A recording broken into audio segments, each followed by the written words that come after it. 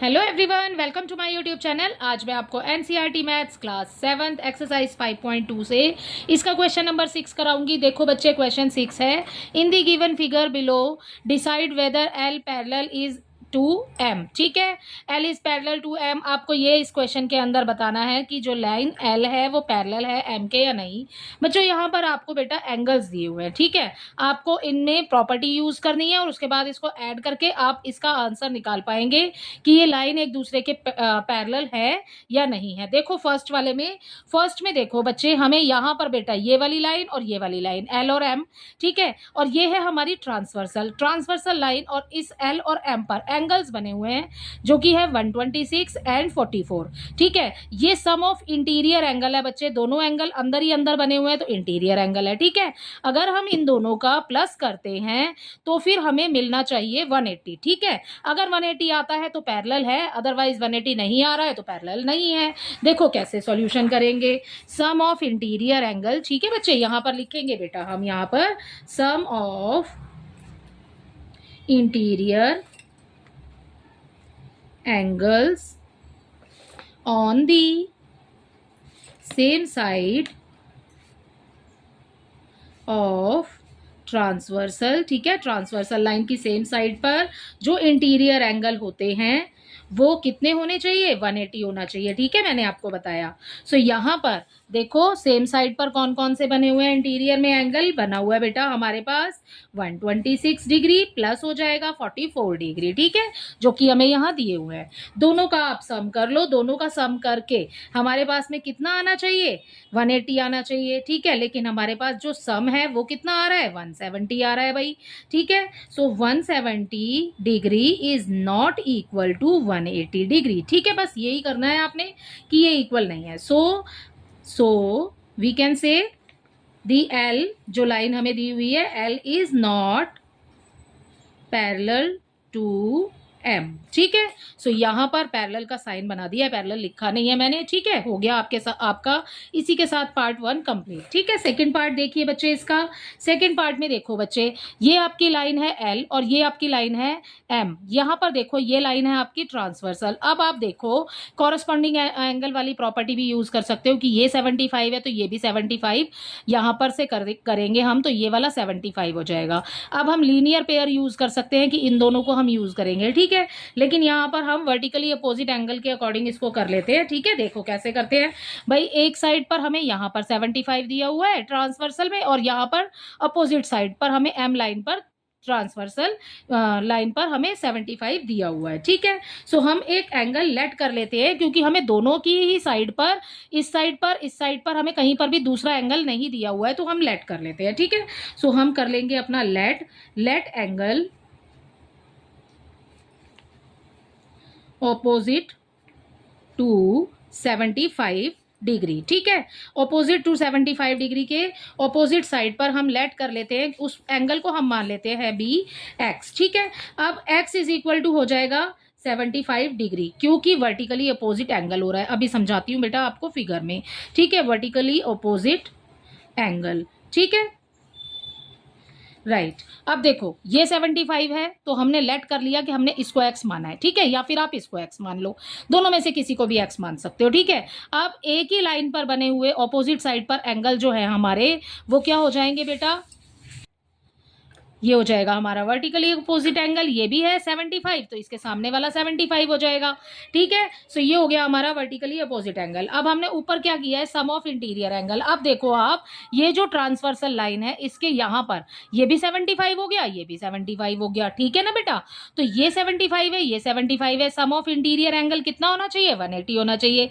जब ये 75 और ये 75 है तो 150 हुआ, तो ये तो पैरेलल नहीं हुआ ना। सो आपने यही वाला लिखना है फिर यहाँ पर, sum of interior angles on the same side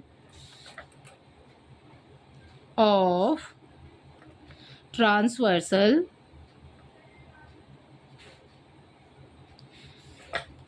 is equal to X plus 75 is equal to, X क्या है हमारा बेटा? एक्स हमने यहाँ पर माना था, एक्स क्या आया 75 आया, क्योंकि वर्टिकली अपोजिट एंगल है। एक्स की वैल्यू कितनी आ गई 75 आ गई। ठीक है, इसको नीचे कर लेते हैं 75 प्लस 75 डिग्री। ठीक है, सो यहाँ पर हो जाएगा हमारा 150 डिग्री। अब ऊपर वाले की तरह ही सॉल्व हो जाएगा। 150 इज नॉट इक्वल टू 180। ठीक है, तो 150 लगाएंगे, इक्वल का साइन कैंसिल कर देंगे क्योंकि ये 180 के बराबर नहीं है। सो जो आपकी लाइन है L is not parallel to M. ठीक है, सो ये हो गया आपके इस वाले पार्ट का आंसर। इसी के साथ आपका सेकंड पार्ट कंप्लीट होता है।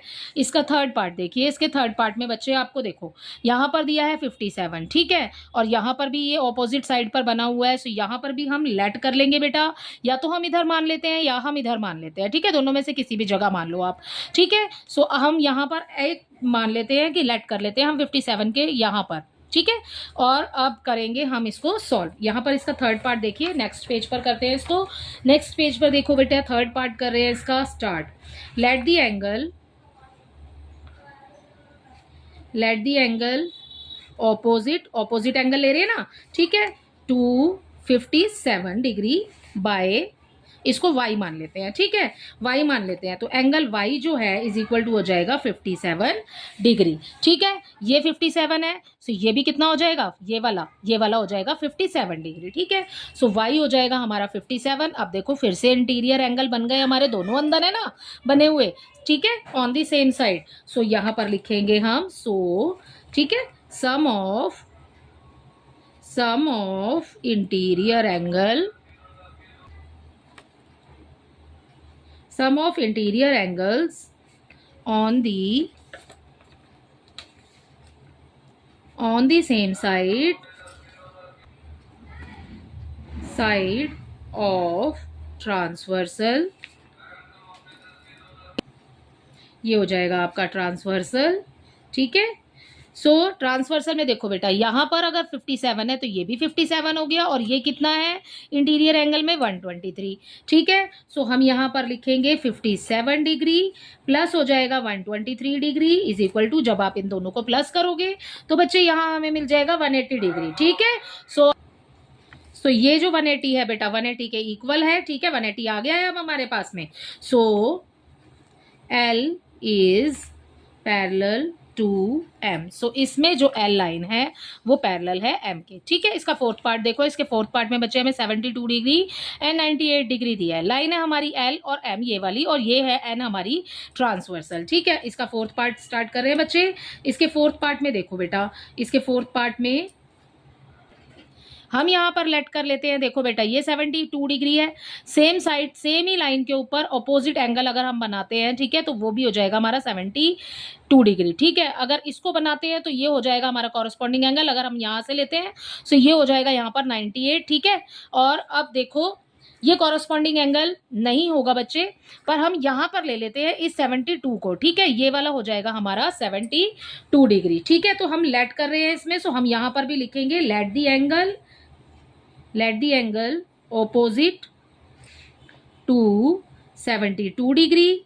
ठीक है, ऑपोजिट ले रहे हैं 72 डिग्री का। ठीक है, हम इसको मान लेते हैं z। अभी हमने ऊपर x माना, पहले y माना, फिर अब इसको मान लेते हैं हम z। ठीक है, अब z इज इक्वल टू हो जाएगा 72 डिग्री। ठीक है, क्योंकि ऑपोजिट एंगल है, वर्टिकली अपोजिट एंगल है। ठीक है, एक ही लाइन के ऊपर आमने सामने बनने वाले एंगल्स वर्टिकली अपोजिट एंगल होते हैं। ठीक है, अब यहाँ पर देखो 72 डिग्री हो गया बेटा, ये हो जाएगा हमारा vertically opposite angle, vertically opposite angles. ठीक है, एंगल हो जाएगा राइट। आगे देखो, अब वही वाली प्रॉपर्टी ये हो जाएगी sum of interior angles on the same. So अब लिखेंगे बेटा हम sum of interior angles on the same side of transversal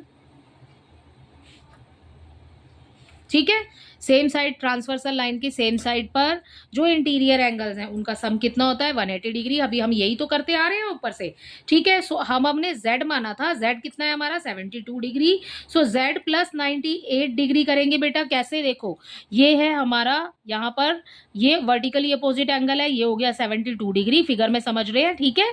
और ट्रांसवर्सल लाइन पर सेम साइड पर इंटीरियर एंगल बने हुए हैं, अंदर बने हुए हैं, दोनों का जोड़ होना चाहिए 180 डिग्री, ठीक है। सो यहाँ पर z प्लस 98 डिग्री, 98 कैसे हुआ क्योंकि हम इंटीरियर एंगल ले रहे हैं, ये 72 है तो इसी ट्रांसवर्सल लाइन पर ये वाला हमारा 98 है। जब हम दोनों को प्लस करेंगे z इज इक्वल टू कितना है 72, इसको नेक्स्ट नीचे कर लेते हैं, ठीक है। z में 72 डिग्री लगाया, 98 हमें यहाँ से मिल गया, ठीक है, अपने फिगर से। उसके बाद जब हम दोनों को प्लस करेंगे बच्चे तो हमें मिल जाएगा 170 डिग्री, ठीक है, 170 आएगा यहाँ पर, ठीक है, हमें मिल जाएगा 170 डिग्री। तो 170 is not equal to 180, so हम यहाँ लिखेंगे 170 degree is not equal to 180 degree, ठीक है। सो अपनी लाइन जो है हमारी L इज, सो लिखेंगे, ठीक है, so L is not parallel